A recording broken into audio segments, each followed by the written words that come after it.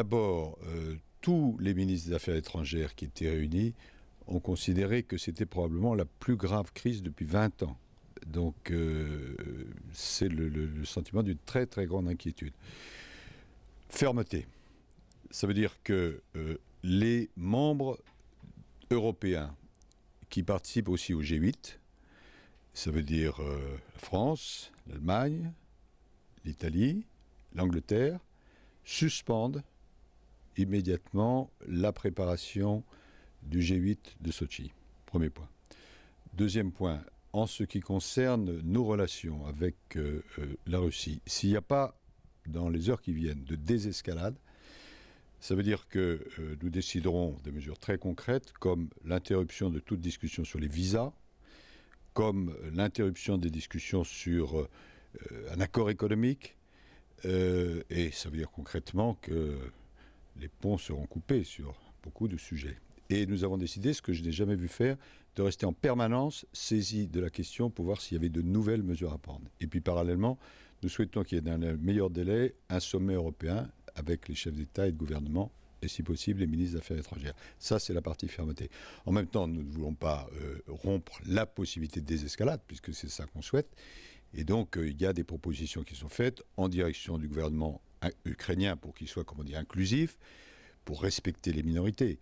Mais la tonalité générale, surtout avec les nouvelles qui nous arrivent, qui vous arrivent aussi, c'est que les Russes sont probablement décidés à aller encore plus loin. Et donc, il faut que l'Europe soit très ferme, et c'est ça qui a été décidé aujourd'hui.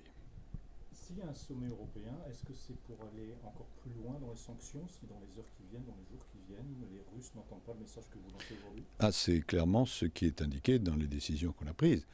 S'il n'y a pas de désescalade extrêmement rapide, là nous sommes au moment où vous l'interrogez lundi, et on parle d'un sommet jeudi, s'il n'y a pas de désescalade entre les deux, il y aura de nouvelles mesures, et des mesures qu'on dit ciblées. Et quand on dit les mesures ciblées, ça peut porter aussi sur les personnes, c'est-à-dire les dirigeants, leurs avoirs, etc. Ça veut dire par exemple sur Vladimir Poutine et ses proches ? Ça n'est pas encore précisé, mais nous avons pris une autre décision. Vous vous rappelez peut-être que l'autre jour, il y avait eu un autre conseil des ministres des Affaires étrangères qui, lui, portait sur Yanukovych et sa bande. Et nous avions décidé à ce moment-là le principe de sanctions contre eux. Aujourd'hui, il a été décidé de mettre en œuvre ces sanctions contre Yanukovych et ses épigones. Et donc, des décisions du même ordre pourraient être prises. Comprenez-moi bien, nous souhaitons tous, c'est pas seulement la France, qu'il y ait une solution politique, parce que rien n'est pire qu'un affrontement. Mais là, nous sommes très inquiets, et donc il faut manifester cette fermeté, et nous avons pris notre décision à l'unanimité, et en même temps chercher la désescalade. Ce que vous appelez désescalade, c'est le retrait de toutes les troupes russes, oui. qui ne sont pas forcément ciblées comme étant troupes russes, mais le retrait de toutes les Bien troupes sûr. russes en dehors des bases auxquelles... Bien sûr, parce que dans le moment même où nous nous réunissions, il y avait des bruits qui disent qu'il y aurait eu un ultimatum qui aurait été lancé par les pro-russes ou les troupes russes vis-à-vis des troupes en Crimée. C'est pas très facile à vérifier, nous vérifions ça avec le gouvernement ukrainien.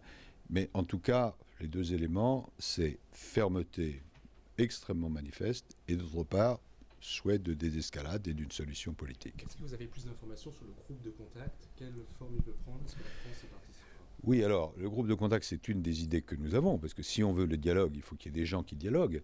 Et dans ce groupe de contact, il pourrait y avoir à la fois des représentants des Nations Unies, comme c'est normal, des représentants de l'Europe, des représentants du groupe de Weimar, c'est-à-dire à la fois la France, l'Allemagne, la Pologne, plus, évidemment, il faut que le contact soit pris avec les Russes et les Ukrainiens, et puis les États-Unis et les Britanniques.